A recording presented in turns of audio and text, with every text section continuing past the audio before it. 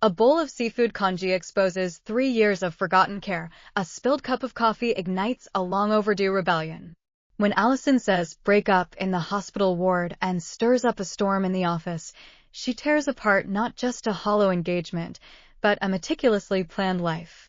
From investment banker to driving school student, this time she's gripping not just a steering wheel, but a destiny that has long slipped from her control. It was quite a while before he replied with a frowning emoji. Upset? When did you learn to throw tantrums? She must have been spending too much time with Megan, even learning to play hard to get. Alison knew exactly what he was thinking and didn't bother replying. Not long after, he appeared directly in the hospital room. He placed the Louis Vuitton paper bag on the bedside table and sat down in the chair by the bed. His tone was as composed as ever. How are you feeling? Something this serious? Why didn't you tell me earlier? Alison laughed coldly inside. Asterisk, I did tell you earlier. Didn't you say a cold won't kill anyone? Asterisk. Seeing Alison ignore him, he stood up and leaned closer, reaching out to feel her forehead. His movements were attentive and gentle. No fever. What did the doctor say? Alison, however, turned her head away from his touch. Just pneumonia. Won't kill anyone. James Winster's mouth twitched, his expression turning awkward. Don't be like this, Alison. Listen to me. Yesterday was a crucial closing meeting for the MA deal. After the meeting, the partners wanted to get together.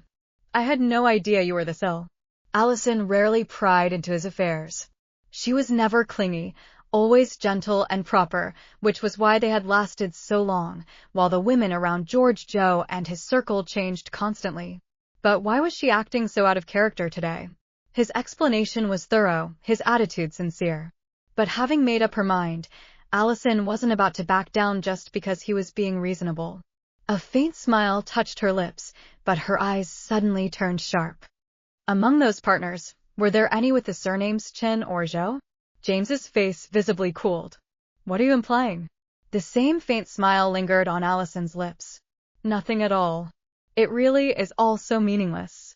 James noticed a family member from the next bed returning with a takeout bag and forcibly suppressed his emotions, lowering his voice. Can we not do this? You're still sick. I don't want to argue. Get some rest. He turned to leave. But Alison suddenly grabbed the hem of his tailored suit jacket. His back to her, a subtle smirk curled at the corner of his mouth. Asterisk, that's all you've got? Can't stay tough for more than a few seconds. Still have to coax me in the end. Asterisk. He was just about to turn around, ready to seize the moment and smooth things over with a few soft words, when he heard her say, her voice utterly calm. James, let's break up. An hour later, Megan asked if James had come.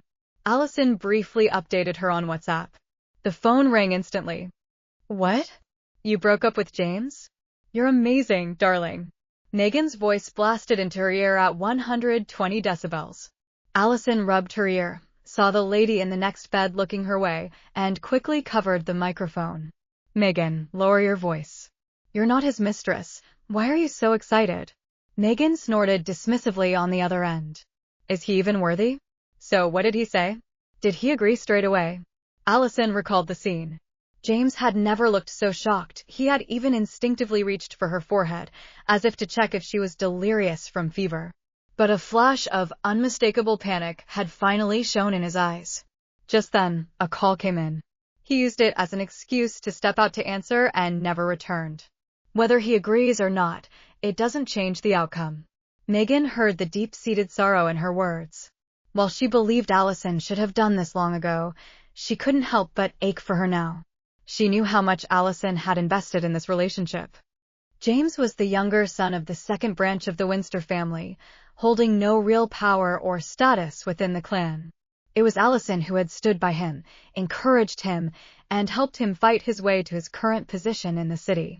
That investment included, but was not limited to, weathering James's stress-induced mood swings, navigating the exacting demands of his family, and enduring their thinly veiled condescension.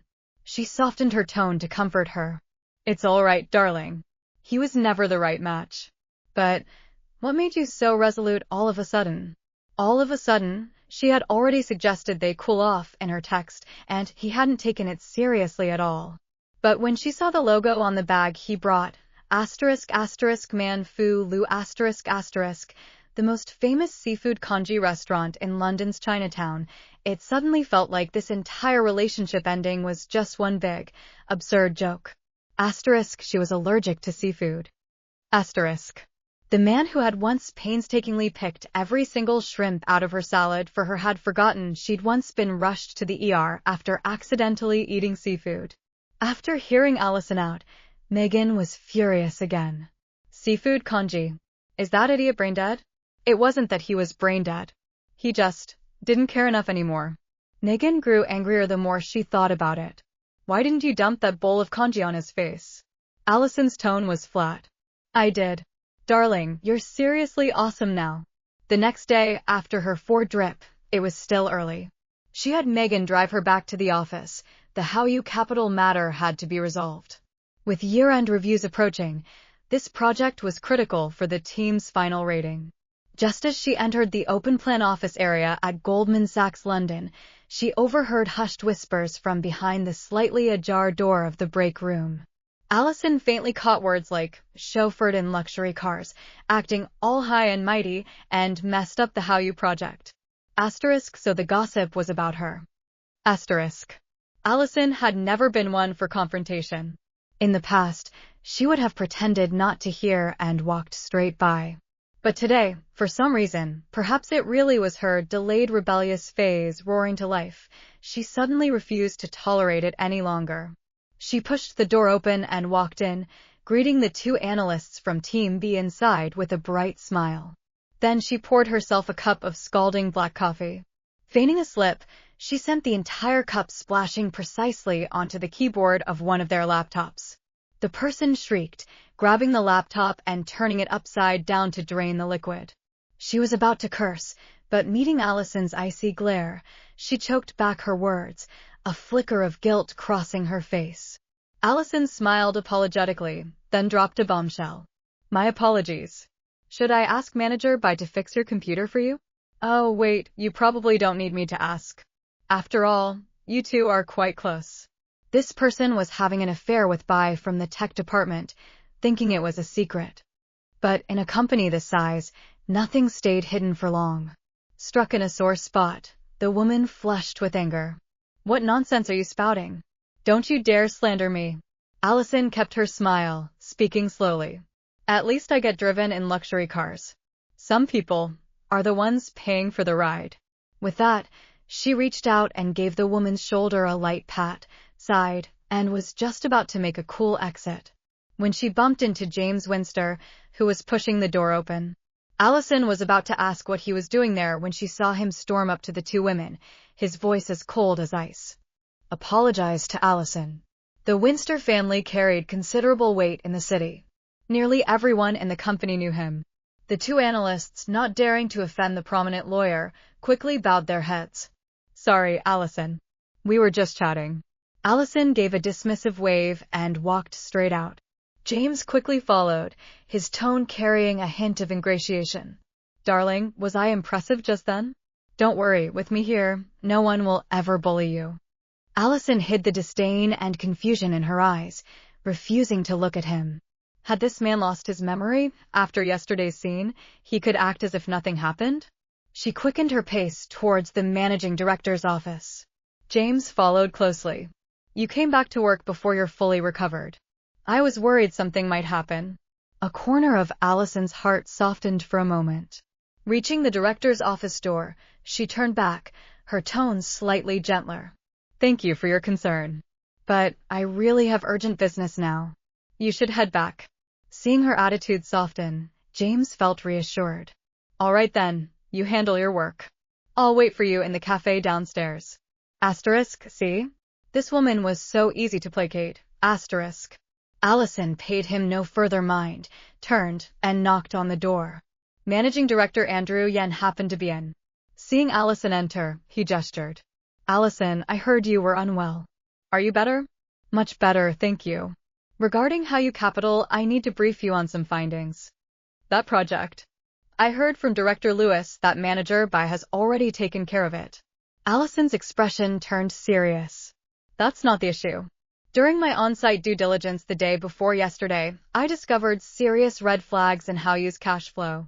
Their off-balance sheet liabilities likely far exceed the disclosed figures. Getting involved now carries extremely high risk. What? Director Yen frowned. Lewis didn't mention any of this. He only said you had a disagreement with their lead, so. Having been a managing director at Goldman for over a decade, Yen understood the subtext instantly. He didn't finish his sentence, simply nodding at Alison. I understand. I'll have the risk control department launch an independent investigation immediately. Only then did Alison feel relieved. This Director Lewis was always chasing short-term glory, obsessed with immediate performance and rarely assessing long-term risks. When problems arose, he pushed the blame onto his subordinates. This was a blame Alison refused to take. Leaving the office, she was suddenly overwhelmed by a profound weariness. Studying finance, getting her master's at LSE, squeezing into Goldman, grinding in investment banking, becoming affiliated with the Winster family. Unconsciously, she seemed to have drifted further and further from the life she truly wanted. When she went downstairs, she didn't see James in the cafe. She only received one WhatsApp message from him. Darling, there's an emergency at the firm. I had to go back. Take care of yourself and rest well. I'll be in touch later. Asterisk, asterisk. Alison looked at the screen, a bitter smile touching the corner of her mouth. Then she exited the chat.